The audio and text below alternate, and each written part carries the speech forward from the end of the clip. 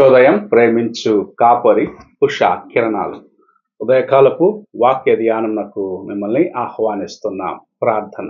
మా స్తుతులకు కారణభూతుడు అయిన గొప్ప దేవ, ఈ ఉదయకాల సమయానికై వందనములు స్తోత్రములు చెల్లించుకుంటున్నాం. మమ్మల్ని ప్రేమించి మరి యొక్క దినమును నీ కృప చేత అనుగ్రహించి ఉన్నావు. ఈ దినమున నీ యొక్క వాక్యము చేత నాతో మా ఒక్కొక్కరితో మాట్లాడు. నీ వాక్యములను నాయన మేము విని గ్రహించి వాక్యానుసారముగా నడుచుకునే కృపను అనుగ్రహించి దీవించమని యేసు పరిశుద్ధ నామమున అడిగి వేడుకుంటున్నాను పరమ తండ్రి, ఆమేన్.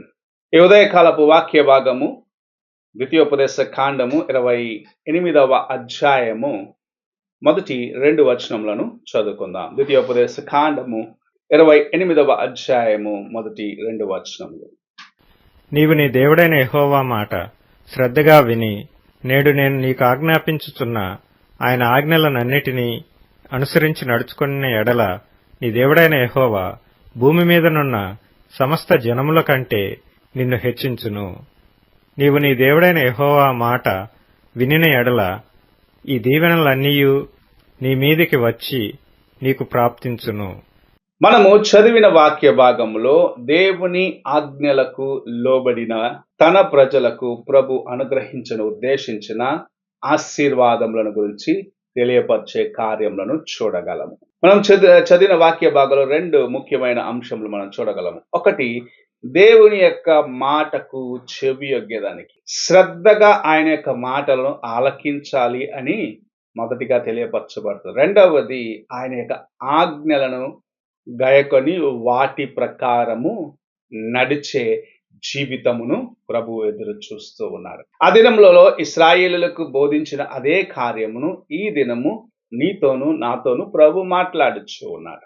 ఆయన యొక్క మాటలకు చెవియొగ్గే జీవితమును నీవు కలిగి ఉన్నావా? శ్రద్ధగా ఆలకిస్తూ ఉన్నావా? ఎవరు బోధిస్తున్నారు, ఎలాగు బోధిస్తున్నారు అన్నది కాదు, ప్రభు నీతో ఏమి మాట్లాడుచున్నాడో ఆ మాటలను వినుటకు నిన్ను నీవు సిద్ధపరచుకొని ఉన్నావా? నీ హృదయములో దేవుని యొక్క వాక్యము నిలిచి ఉండుటకు నిన్ను నీవు సిద్ధపరచుకుంటున్నావా అన్న ప్రశ్నను ప్రభు నీ యొక్క హృదయంలో ఈ ఉదయకాల సమయంలో ఉంచాలని ఆశిస్తున్నాడు. ఇశ్రాయేలీల్లో అనేక సార్లు దేవుని సేవకుని యొక్క మాటకు లోబడలేదు. ఆయన వారికి ఇచ్చిన హెచ్చరికలను నిర్లక్ష్యపరిచినారు. అంత మాత్రమే కాదు, నీతో మాత్రమే మాట్లాడతాడని తిరుగుబాటు చేసిన వారు కూడా ఇశ్రాయేలీల్లో ఉన్నారు. వారు దేవుని యొక్క స్వరము తన సేవకుని నోట నుండి వస్తుంది అని గ్రహించని వారిగా తమకు తోచిన రీతిగా ఆలోచించిన దాన్ని బట్టి అరణ్యములో రాలిపోయిన వారిగానే మిగిలిపోయినారు. అందుకే ప్రభు సెలవిస్తున్నాడు, నా మాటలను శ్రద్ధగా ఆలకించు. మొదటిగా నీవు నేను దేవుని యొక్క మాటలను, దేవుని యొక్క హెచ్చరికలను, ఆయన మనకు అనుగ్రహించే ఆజ్ఞలకు లోబడే వారిగా, శ్రద్ధగా ఆలకించే వారిగా ఉండాలన్నది ప్రభు ఆశిస్తున్న కార్యము. రెండవదిగా ఆయన యొక్క ఆజ్ఞలను గాయకొని వాటి ప్రకారము నడుచుకునేదానికి నీవు నేను ప్రయత్నించాలి. ఆ దినంలో ఇశ్రాయేలుకు 10 ఆజ్ఞలు ఇచ్చినాడు. నేను తప్ప వేరొక దేవుడు ఉండకూడదు అని మొదటిగా ప్రారంభించి ఒక్కొక్క ఆజ్ఞగా వారికి తెలియపరిచినాడు. మన జీవితంలో కూడా ప్రభు నేనే నిజమైన దేవుడను, నీ కోసము ప్రాణమిచ్చిన వాడనని మనకు తన్ను తాను బయలుపరుచుకుంటున్నాను. నన్ను వెంబడించుము అంటున్నాడు. యేసు ప్రభు సిలువలో చేసిన యాగమును నీవు గుర్తించి నన్ను వెంబడించుము అని ప్రభు మనకు ఆజ్ఞలు ఇస్తుంటే అనేక సార్లు మన యొక్క తలంపులు దేవుని యొక్క మాటలకు విరోధముగా ఉంటున్నాయి, లేకుంటే దేవుని యొక్క మాటలకు లోబడనలనేది మారిపోతుంది. అందుకే ప్రభు సెలవిస్తూ ఉన్నాడు ఈ ఉదయ కాలమున, నీవు నా మాటలను శ్రద్ధగా ఆలకించుము. రెండవదిగా, నీవు నా ఆజ్ఞలను గాయకొని వాటి ప్రకారము నడిచినట్లయితే నేను ఆశీర్వదిస్తాను అని ప్రభు సెలవిస్తాడు. మనము ఆయన స్వరమును వినేదానికి సిద్ధముగా ఉన్నామా? ఆయన స్వరమునకు లోబడుచు ఉన్నామా? కొన్నిసార్లు కఠినమైన కార్యములే ప్రభు మనకు బయలుపరుస్తూ ఉంటాడు. నీవు అనుకొనవచ్చు, ఇది ఇంత కష్టముగా నాకున్నది అని తలంచవచ్చు. కానీ ప్రభు అందులో నీకు దాచి ఉంచిన ఆశీర్వాదంలో నీవు సంపాదించుకోనాలంటే ఆ కష్టతరమైన పరీక్షను దాటుకొని ముందుకు వెళ్ళే అనుభవంలోకి నీవు రావాలని ప్రభు ఆశిస్తూ ఉన్నాడు. నీవు ఆయన ఆజ్ఞలకు గాయకొని ఆయన మాటలను చెవియొగ్గి నీ యొక్క పూర్ణ మనసుతో ఆయనను వెంబడించినట్లయితే, కింద వచనంలో మనం చూసినట్లయితే, నీవు పట్టణములో ఆశీర్వదించబడదు, నీవు పొలమున ఆశీర్వదించబడతావు, నీవు ఇంటిలో ఆశీర్వదించబడతావు, నీ పని మీద ఆశీర్వదించబడతావు, నీ దుక్కిటిద్దు అనగా నీ యొక్క ఆస్తి ఆశీర్వదించబడుతుంది.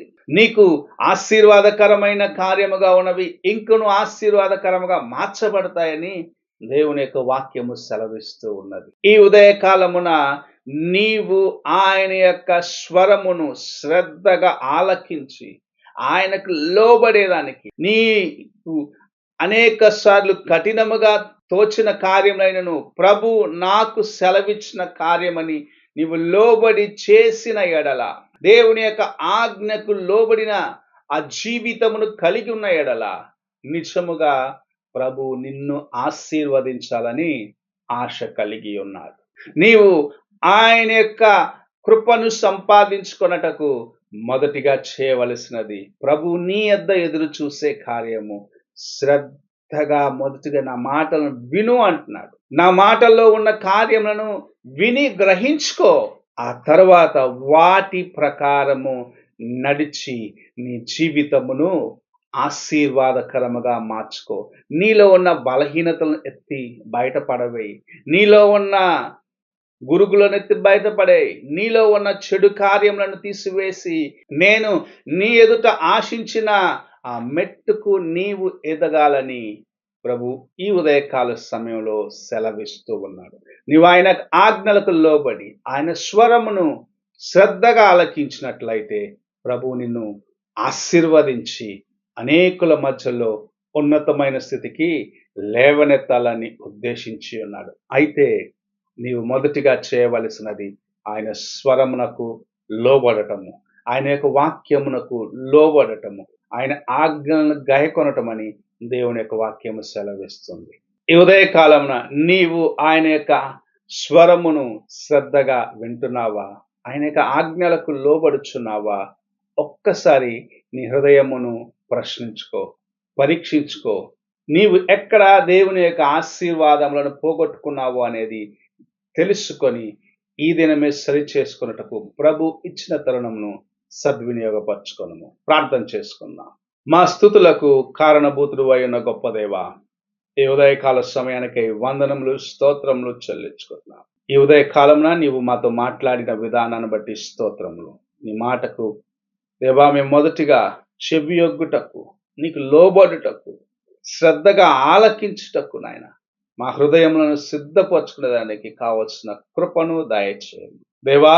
నీకు లోబడి నీ యొక్క ఆజ్ఞలను గాయకొని వాటి ప్రకారము నడిచి నీవు మా కొరకు దాచి ఉంచిన ఆశీర్వాదములను సంపాదించుకున్నట్టు మాకును సహాయము చేయమని యేసు పరిశుద్ధ నామమున అడిగి వేడుకుంటున్నాను పరమ తండ్రి, ఆమేన్.